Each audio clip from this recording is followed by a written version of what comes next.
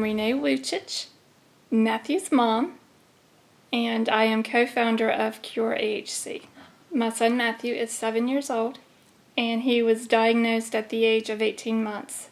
And I had a normal pregnancy, carried Matthew to full term, and within hours after his birth, they thought that he had a seizure. So they put him back in the NICU, and they put him in a medically induced coma, started a 48-hour EEG, and they basically removed Matthew from our room for another reason. And it was hours before the doctor came in and told us that they thought Matthew had a seizure and they had put him in a medically induced coma. So they did everything without our knowledge of it. And we spent 18 months trying to get a diagnosis. The neurologist kept telling us that he has epilepsy. Every time that we would tell him, but we're playing with him, we're interacting with him, and he just goes limp. He can't move. They're like, well, it's Todd's paralysis. And I'm like, well, I thought to have Todd's paralysis, you had to have a seizure. And that's a result of a seizure. And the neurologist told us then that he could have internal seizures. So as a new mom, the neurologist is telling us Matthew has grand mal seizures and he can have internal seizures. So my husband and I, we would film every episode that Matthew had. And we would send these videos to the neurologist and say, look at this. He's playing, everything's perfectly fine, and now he's limp and can't move. So finally, after bugging him for a year and a half, he's like, I'm going to send you to a research hospital, and you go talk to their neurologist. We walked into that room and sat across from this neurologist, and within 10 minutes, he's like, I think I know what your son has, but there's no test for it.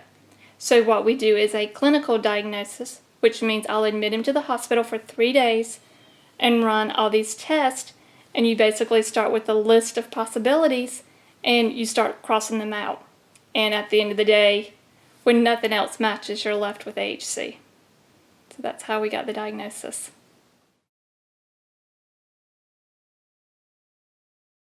Matthew has paralysis episodes daily, probably 3 to 4 times a day. His are short-lived. They're now 30 minutes or maybe even 15 minutes to 30 minutes. A lot of times his will stay in the left arm. It'll be very floppy and limp and he can't use it. We probably get the bilateral episodes where it's one side. He can't move the arm or the leg. We see those about once a week. And we see the full body paralysis probably once every couple of weeks. Okay. And he's a trooper. He will keep right on playing through. If it's one arm, he just lets it hang and he'll continue to play with his toys or his iPad. If it's a full body paralysis, those we understand must be painful, because with those he cries and kind of arches in pain, and he's very unconsolable. Matthew's triggers are water. Majority of the time when he has a bath, he will have a full body paralysis. He also has a sensitivity to changes in temperature. If he's coming in from a hot day into the air conditioning, or vice versa, if he's coming in from the outside where it's cold and then the heat's on. With that change, he'll have an episode.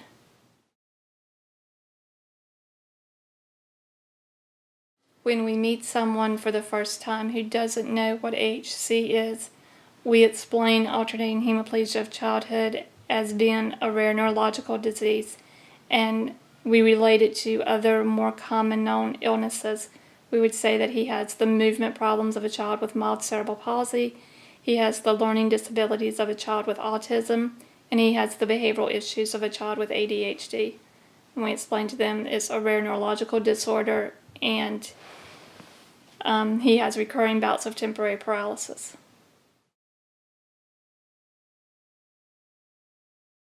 For the AHC, Matthew takes flunarizine.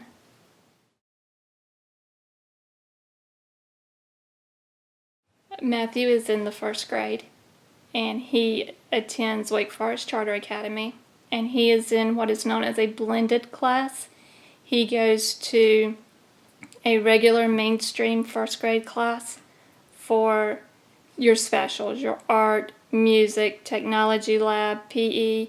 He'll go with them to recess and lunch, and he is currently attending the regular class for math and social studies.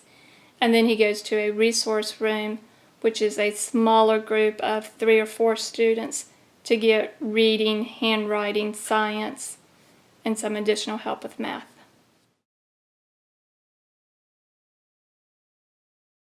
They're improving a lot. He is starting to use more complex sentences. We've been working with nouns and verbs, and whenever he has to ask for something, we make him ask in a full sentence. So his speech skills have really come a long way in the past 6 months.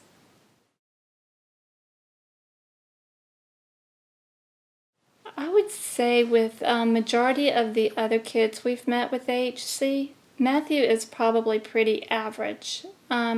His mobility is not as good as some of the kids that would be considered more mild AHC. He has a very wide stance. He tends to still lean against things. He gets fatigued easily when walking.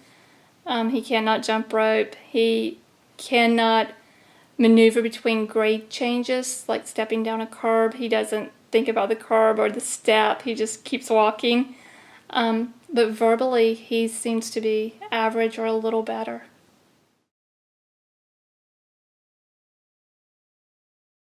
I think it's a possibility that the cannabis oil could help our kids. It's been tested more in children with epilepsy, and that it's been used more to help lessen the effects of a seizure or delay a seizure. And with that, since majority of our kids do have epilepsy and seizures, perhaps that could help. And I think that could help more with any regression that the kids experience, because I feel like majority of the regression that we had with Matthew, it came after a seizure rather than just a paralysis attack.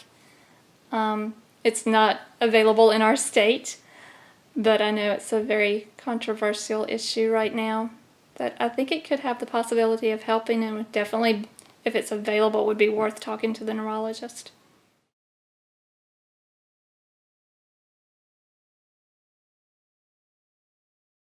It is very difficult that we do not have the funding to do all the research that is available to us.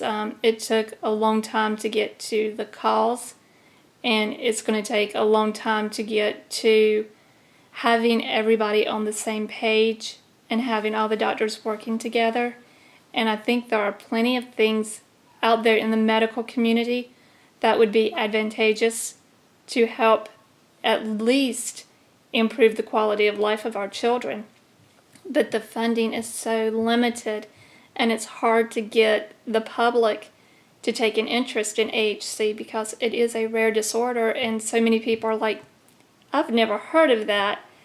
And anybody that's sitting down to write a check, or we're in what's known as the giving season now with Christmas coming up and the end of the year, and people are ready to make a donation and for a tax write-off, and they've never heard of AHC, and they're going to go give it to one of the bigger organizations that are getting the publicity.